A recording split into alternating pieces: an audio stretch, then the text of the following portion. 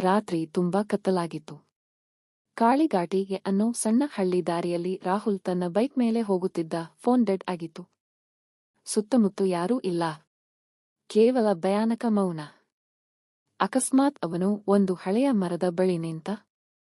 ಗಾಳಿ ಹಠಾತ್ ಚಳಿ ಆಯಿತು. ಯಾರೋ ನೋಡ್ತಿದ್ದಾರೆ ಅನ್ನೋ ಅನುಭವ.